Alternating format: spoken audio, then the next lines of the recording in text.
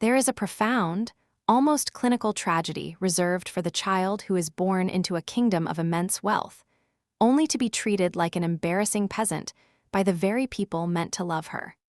For 32 years, I believed that my worth was dictated by my inability to conform to my family's rigid, elitist standards of perfection, operating as the invisible scapegoat in a dynasty of narcissists. I was Clara, the designated disappointment of the Sterling family, a name etched into the marble facades of commercial buildings and whispered with reverence in the wealthiest country clubs of Connecticut. But behind the velvet ropes and the perfectly manicured public image, my existence was a psychological war zone. I was the ghost haunting my father's pristine life, the daughter he systematically starved of affection, opportunity, and respect. I swallowed the daily indignities because I believed that family required patience, enduring decades of quiet erasure while he built his empire and groomed his stepson to inherit it. But as I stood in the glittering ballroom of the Fairfield Country Club, listening to my own father publicly mock me in front of 200 high society guests, the exhausted, invisible daughter finally died. My father thought he was delivering the ultimate punchline, cementing my role as the pathetic, uneducated freeloader of the Sterling family. He had absolutely no idea that while he was busy plotting my public execution, he was handing the microphone to the exact woman who secretly controlled the lifeline of his entire multi-million-dollar company. The occasion was Victor Sterling's grand retirement gala. The ballroom was a sensory overload of wealth, towering floral arrangements of white orchids, crystal chandeliers casting a warm, glittering light over bespoke tuxedos and designer gowns, and champagne flowing like water. It was a calculated display of power, designed exclusively to announce to the world that my father was a titan of industry, passing the crown to his chosen heir.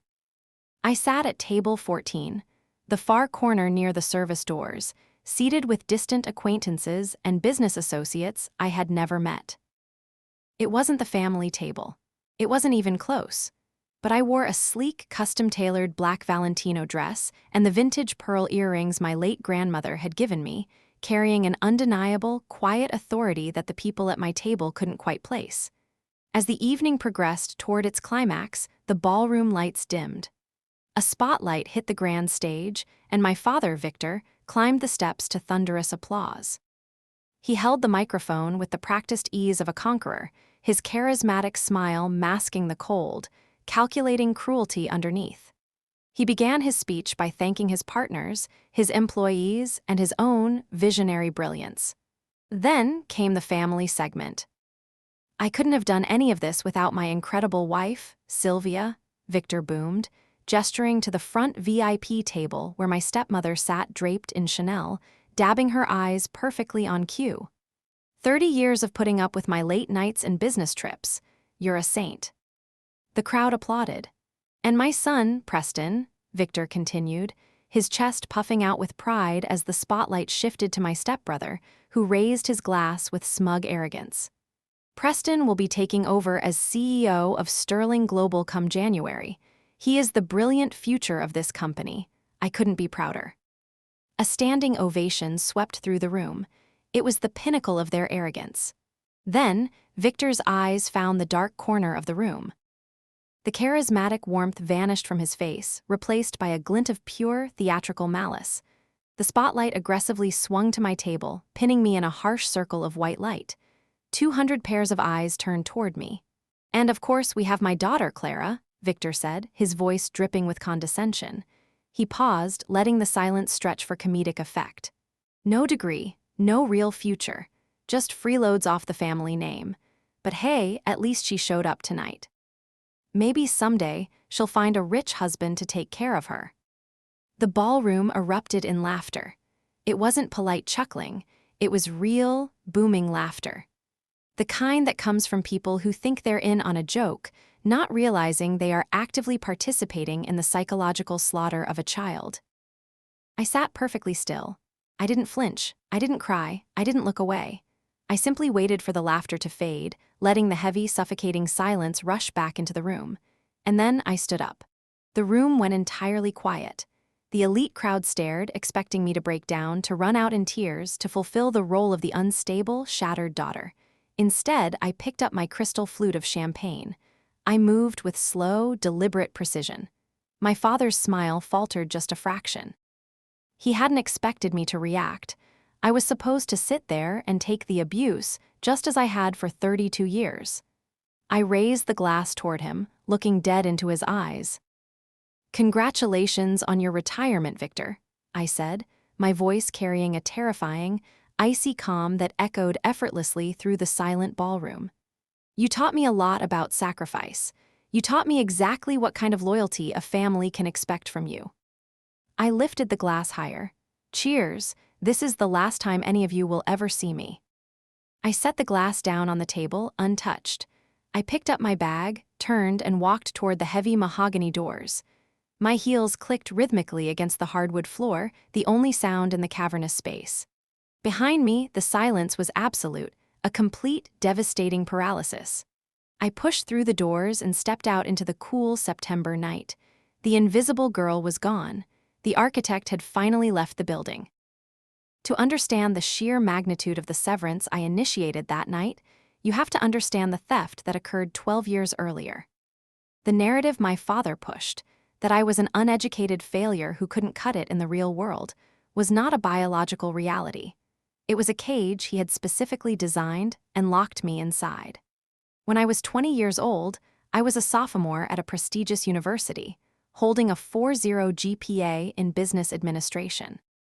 I was ambitious, driven, and exhausted from spending my entire life trying to earn a single nod of approval from Victor. My mother had died of cancer when I was 8, leaving me alone in a massive house that quickly filled with Sylvia and her son, Preston. From the moment they arrived, I became furniture. Preston received the brand new cars, the extravagant praise, and the private tutoring. I received his hand-me-downs and a cold, sweeping indifference. But college was my escape hatch. I had an application sitting on my dorm room desk for a highly competitive summer finance program in London.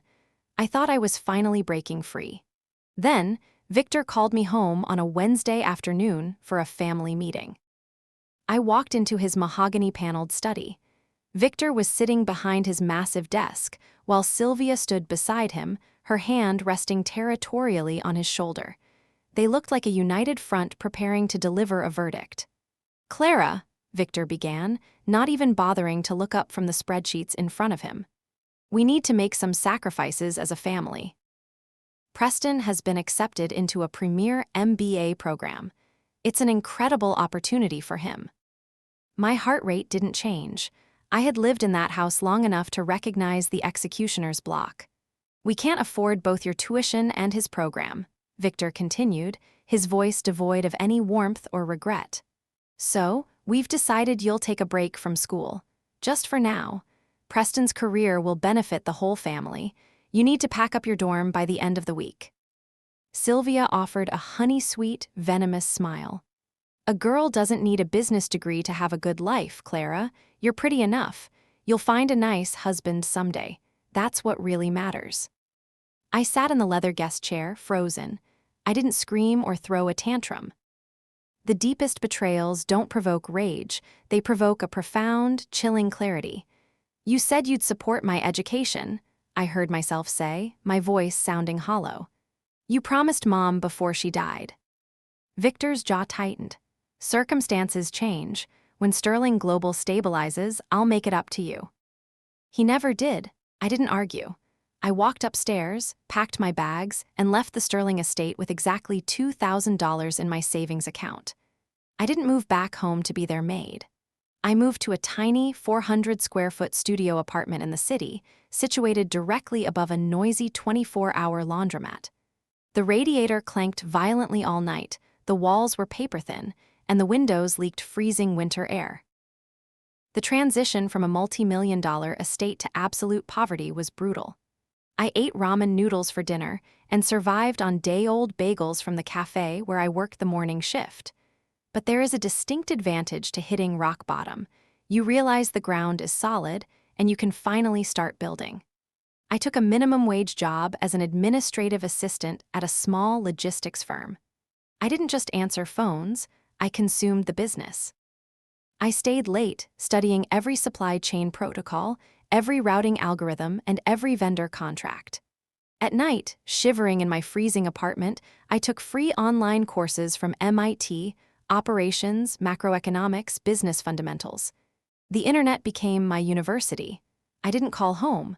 I didn't ask for a single dollar. When Sylvia sent me a patronizing birthday card containing a $50 check for groceries, I tore it into tiny pieces and threw it in the trash.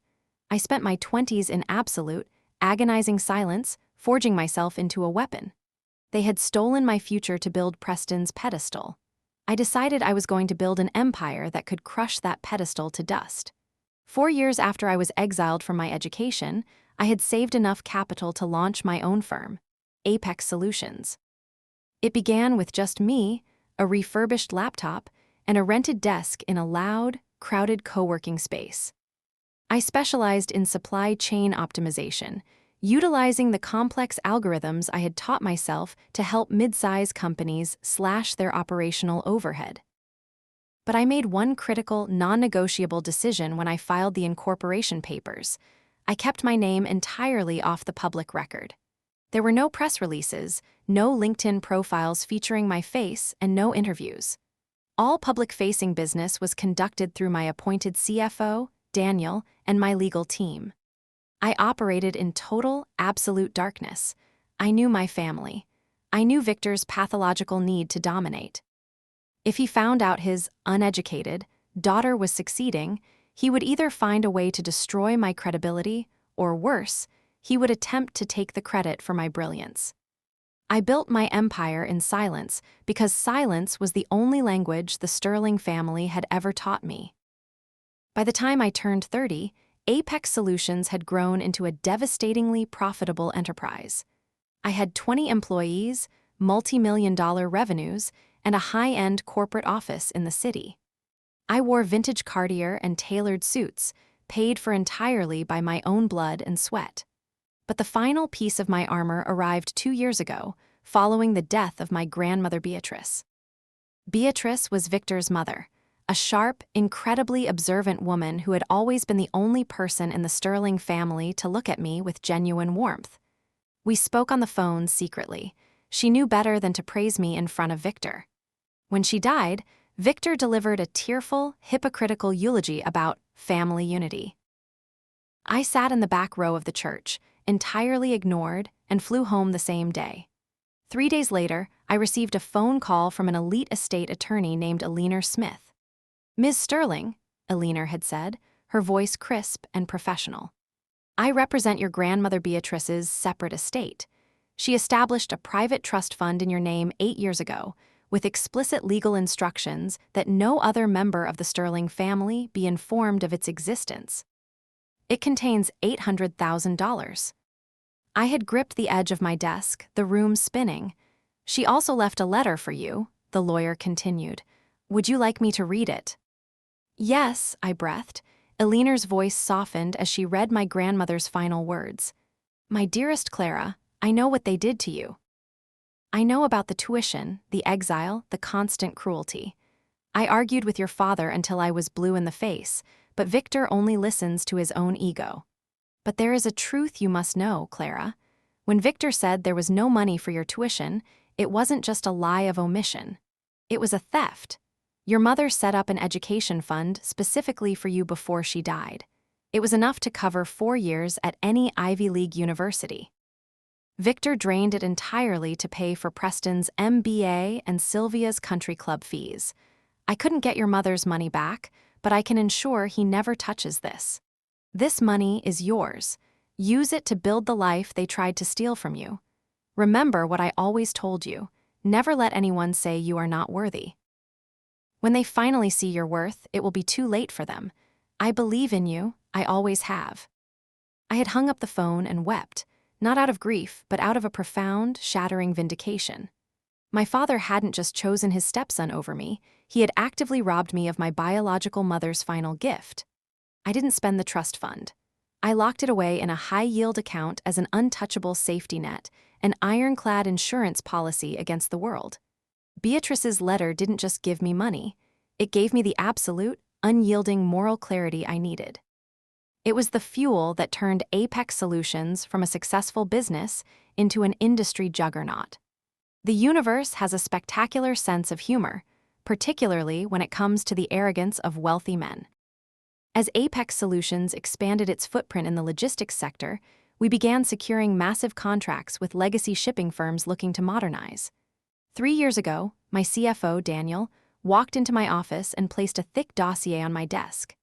We just received a highly lucrative inquiry for a full-scale operational overhaul and a 5-year service contract, Daniel had said, a strange, tight smile playing on his lips.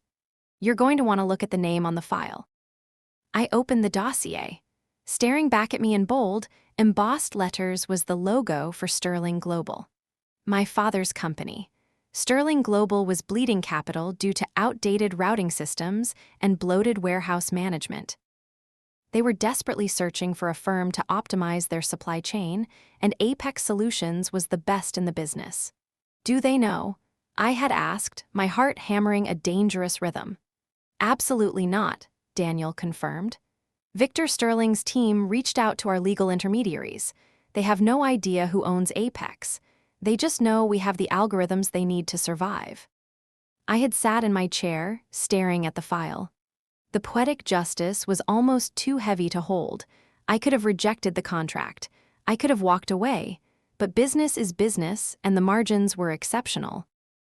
I authorized Daniel to sign the deal, instituting a strict firewall. I would never appear on any video calls with Sterling Global, and my name would be permanently redacted from all client-facing documents.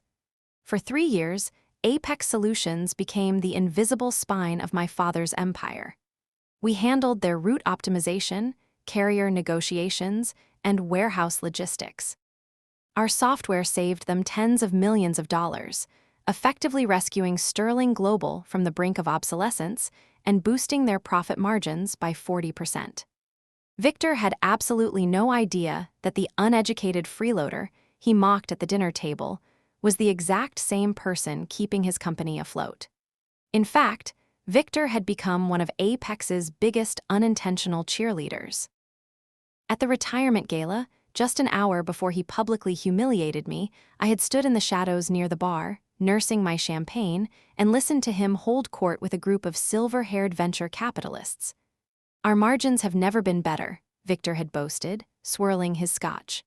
We brought in a private consulting firm, Apex Solutions. They completely transformed our operational framework. They are the absolute backbone of our current success. Whoever runs that company is a certified genius. I've heard of them, a shipping magnate replied. Very secretive. Do you know the CEO? Never met them, Victor shrugged arrogantly. Everything goes through their legal team. But frankly, I don't care who they are or how eccentric they want to be, as long as they keep delivering those results. I had taken a slow sip of my champagne, hiding the cold, sharp smile that threatened to break across my face. He was worshipping the ghost he had created. He was bowing to the genius of the daughter he was about to publicly shame. When Victor took the stage an hour later and told 200 people that I was a worthless disappointment with no future, he sealed his own fate. I didn't leave the gala because I was broken. I left because I finally had the absolute, undeniable justification to execute the kill switch. The morning after the country club gala, I woke up in my city apartment feeling an astonishing, crystalline sense of peace. The suffocating weight of my childhood was gone, left in pieces on the hardwood floor of the ballroom, but I knew the Sterling family playbook. Narcissists do not handle public abandonment well. They cannot tolerate a narrative they do not control. By 9:00 a.m., the gaslighting campaign had officially commenced. My phone lit up with a barrage of text messages, not from Victor. He was far too proud to reach out first, but from Sylvia, Preston, and the extended family network they had immediately weaponized. Sylvia, Clara, sweetheart, we are all so worried about you. Your father is devastated by your outburst. We know you've been struggling with your mental health for years. Please come home so we can get you the psychiatric help you clearly need. Aunt Susan, Clara, I heard what happened.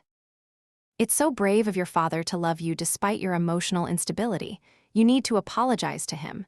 You ruined his special night. They were scrambling to rewrite history. In their version of events, Victor's cruel, public humiliation was just a harmless joke. And my calm, collected exit was a hysterical, manic breakdown. They needed me to be insane so they wouldn't have to admit they were abusive. I didn't reply to a single message. I put my phone on silent, poured a cup of coffee, and drove to my office. While Sylvia was busy playing the concerned matriarch on her iPhone, a very different, very real crisis was erupting in the executive boardrooms of Sterling Global. I sat in my glass-walled office with Daniel, my CFO, reviewing the live data feeds. Sterling Global's multi-million-dollar contract with us expires in exactly 6 months, Daniel noted, sliding a tablet across my desk. Their executive team sent over the renewal documents last week. They offered a 10% increase in our retainer. They are desperate to lock us down before Preston officially takes over as CEO. Have you responded? I asked. Radio silence, Daniel smirked. We've ignored their last 3 emails and 2 frantic voicemails from their chief operating officer. They are starting to panic. Through our industry contacts, we learned exactly how bad the panic was. Victor, who was supposed to be enjoying his first week of retirement on a golf course, had been forced to rush back to the Sterling Global headquarters. Preston, the newly crowned golden boy, was completely out of his depth. Without Apex Solutions actively managing their live routing algorithms, Sterling Global's efficiency metrics would freefall. If we walked away, their supply chain would collapse by 40% within 60 days.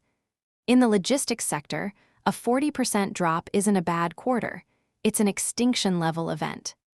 Clients would jump ship to competitors, margins would evaporate, and the board of directors would instantly demand Preston's resignation for catastrophic mismanagement. Victor has ordered his legal team to find out who owns Apex, Daniel warned me, looking at an email from one of our corporate intermediaries.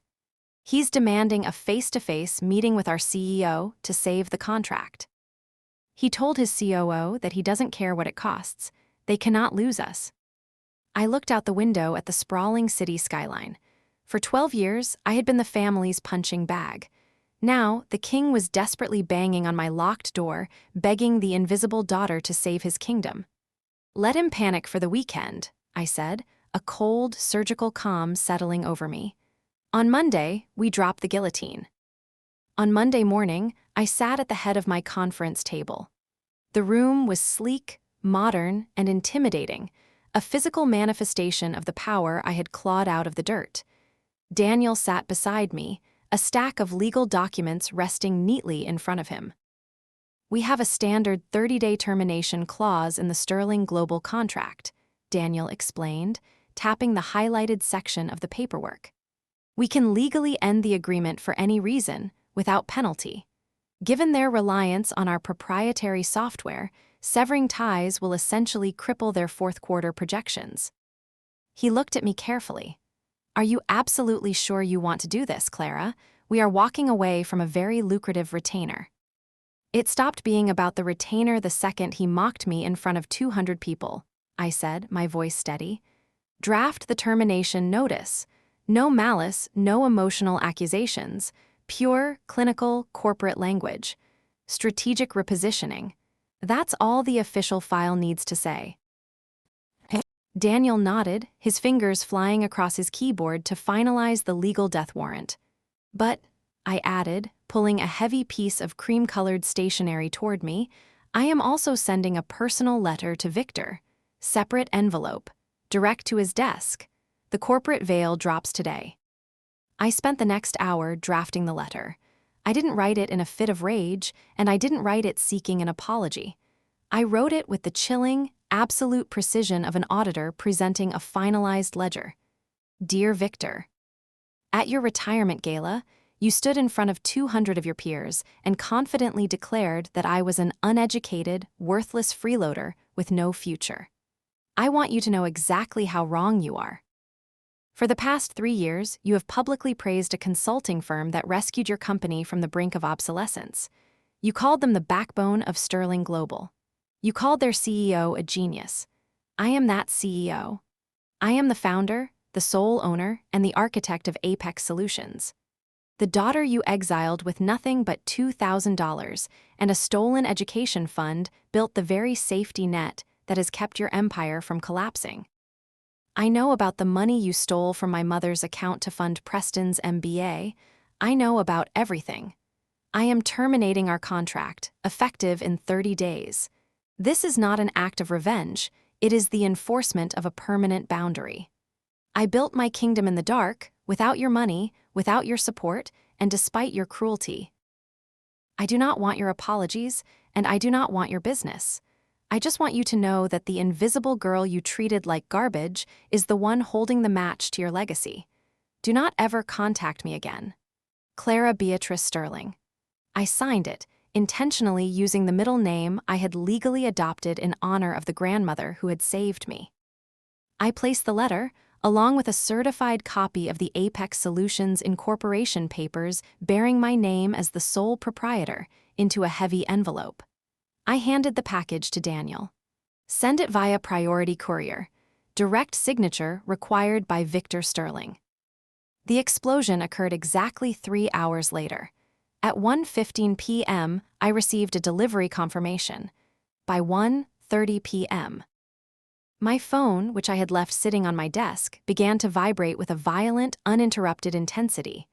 1:32 p.m. missed call from Victor Sterling. 1:35 p.m. missed call from Victor Sterling. 1:40 p.m. missed call from Preston. 1:45 p.m. text from Victor. Clara, pick up the damn phone right now. What is this? 1:50 p.m. text from Sylvia. Clara, this is a sick joke. Call your father immediately. 2:00 p.m. missed call from Victor Sterling. I sat in my leather chair, watching the screen light up with their sheer, unadulterated terror. The illusion of their superiority had been shattered by a single piece of paper. The king was bleeding out, and the peasant held the only tourniquet. I didn't answer. I let them drown in the silence.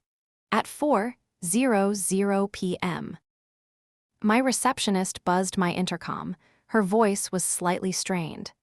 Ms. Sterling, she said, there are 3 people in the lobby. They are demanding to see you immediately. They say it's a family emergency. They had driven 5 hours from Connecticut to Boston in a state of absolute panic. I stood up, smoothed the lapels of my tailored blazer, and took a deep breath. Put them in conference room A, I instructed. I'll be right there. Conference room A was designed for intimidation. It featured floor-to-ceiling glass walls that overlooked the bustling operations floor of my firm, offering a panoramic view of the Boston Harbor. It was a space that screamed absolute, undeniable success. When I walked through the glass doors, the tableau in front of me was almost jarring. The 3 people who had spent my entire life making me feel incredibly small now looked entirely out of their depth. Victor's face was an ashen, sickly gray. Sylvia was clutching her designer handbag like a shield, her eyes darting nervously around the opulent office. Preston looked furious, but underneath the anger there was a palpable, vibrating panic. He was a CEO without a lifeline. Hello, Victor, Sylvia. Preston, I said, my voice cool and professional. I didn't offer a hug or a handshake. I walked to the head of the long oak table and took my seat. I explicitly stated in my letter that you were not to contact me. Showing up unannounced is a violation of that boundary. A boundary? Preston snapped, slamming his hands down on the table, his face flushing dark red. Are you insane? You just pulled a contract that accounts for 40% of our operational stability. You are going to tank the company, Clara. You can't just throw a temper tantrum and destroy our lives. Sit down, Preston, I commanded, my voice cracking through the room like a whip. He blinked, stunned by the sheer force of my tone, and slowly sank into a chair. Victor stepped forward. The arrogant titan who had laughed at me in the country club was gone. In his place was a desperate, cornered man trying to salvage his life's work. Clara, Victor began, his voice tight and strained. This is an incredible achievement. Apex Solutions. It's brilliant. Truly. I had no idea you were capable of this. If you had just told us.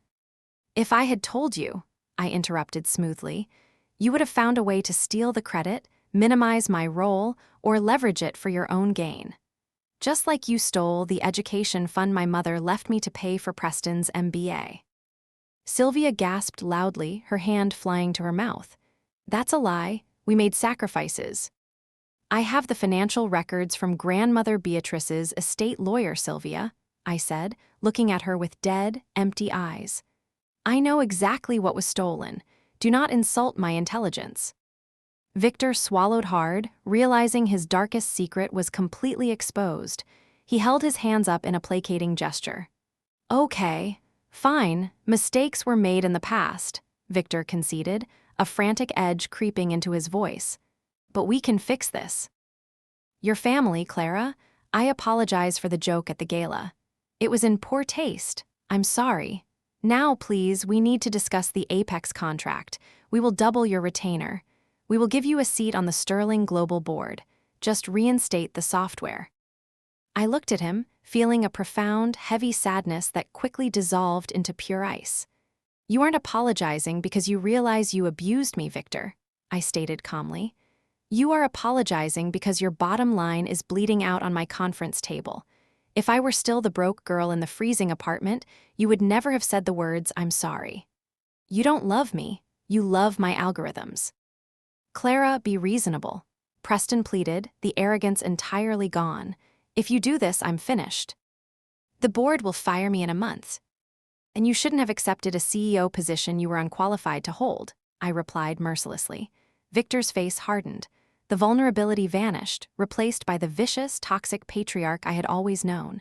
He realized manipulation wasn't working, so he reverted to threats.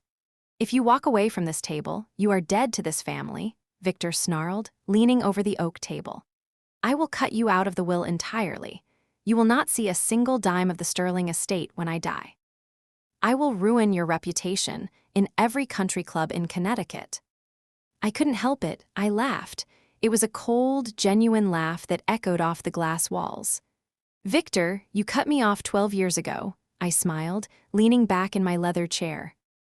You have absolutely nothing I want. You can't threaten to withhold an inheritance from a woman who built her own bank. And as for your country clubs, I don't care about them.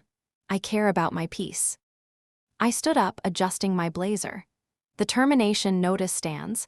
The contract is void in 30 days. This meeting is over. You vindictive, ungrateful little bitch. Sylvia screamed, the veneer of high society completely shattering. I pressed the intercom button on the center of the table. Security, we have 3 unauthorized guests in conference room A. Please escort them out of the building. I didn't wait for the guards to arrive. I turned my back on them and walked out the side door of the conference room. I didn't look back as my father, my stepmother, and my stepbrother were physically escorted through the lobby of the empire I had built, humiliated, broken, and entirely powerless. The fallout was swift, brutal, and utterly predictable. When the 30-day termination window expired and Apex Solutions pulled its proprietary software from Sterling Global servers, the logistics firm went into a death spiral. Within 60 days, Preston proved himself completely incapable of managing the crisis. Routes were delayed, overhead costs skyrocketed, and 2 of their largest international clients terminated their contracts due to catastrophic inefficiencies. The Sterling Global Board of Directors panicked. Just 3 months into his tenure, Preston was forced to resign in disgrace. Victor had to come out of retirement to try and stop the bleeding, but the damage was terminal. In order to keep the company afloat, Victor was forced to initiate massive layoffs, selling off prime commercial assets at a loss just to cover their operating debts. But the true devastation was social. In the insular, gossip-fueled world of Connecticut high society, secrets are currency. Word leaked out not from me, but through the corporate grapevine, about exactly why Apex Solutions had pulled their contract. The venture capitalists who had attended the retirement gala connected the dots. They realized that Victor Sterling had stood on a stage and mocked the very daughter who was secretly saving his company. Victor became a pariah. He went from being a revered titan of industry to a cautionary tale of toxic arrogance.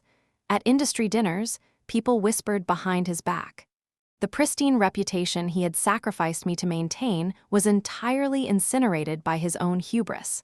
I didn't gloat. I didn't issue press releases or brag to my extended family. I simply let the silence do the work. I spent the next year in intensive therapy. Unpacking decades of emotional abuse and intentional invisibility is not a quick process. I had to learn how to exist in a world where I didn't have to constantly prove my right to breathe. I expanded Apex Solutions, hiring more staff and taking on diverse, international clients, ensuring my firm was stronger and more resilient than ever. I bought a beautiful, historic brownstone in the city, far away from the toxic suburbs of my youth. I surrounded myself with a chosen family of peers, mentors, and friends who valued my mind, respected my boundaries, and loved me for exactly who I was, not for what I could do for them. Every Sunday, I visit the quiet, coastal cemetery where my mother and grandmother Beatrice are buried. I leave fresh white orchids, and I sit on the grass, telling them about my week. I tell them that the funds they tried to leave me were not stolen in vain, because the struggle forged a woman who could never be broken again. A valuable lesson for the listener. If there is one profound, echoing truth to take away from Clara's journey, it is this: your worth is not determined by the people who are too blind, too arrogant, or too broken to see it. For decades, Clara's family tried to convince her that she was a failure, an uneducated freeloader who didn't deserve a seat at the table. They needed her to believe she was small so they could feel toweringly large. But toxic people do not define your reality, they only define their own limitations. When a family designates a scapegoat, it is rarely because that person is actually flawed. It is almost always because that person possesses a strength, an authenticity, or a brilliance that threatens the family's fragile, fabricated narrative. Society often conditions us to believe that we must fight loudly to prove our worth to our abusers. We are told to demand apologies, to scream for recognition, and to seek revenge. But true power does not require an audience. Clara did not build her empire to destroy her father. She built her empire to save herself. The most devastating weapon you can wield against someone who actively tries to tear you down is your own silent, undeniable success. Build your kingdom in the dark.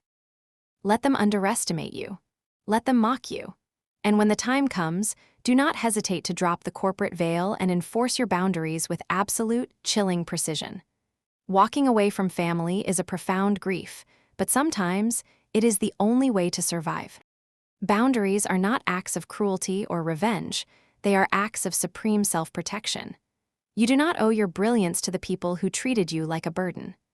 You are allowed to take your gifts, walk out of the ballroom, and build a beautiful, peaceful life where you are the undeniable CEO of your own destiny.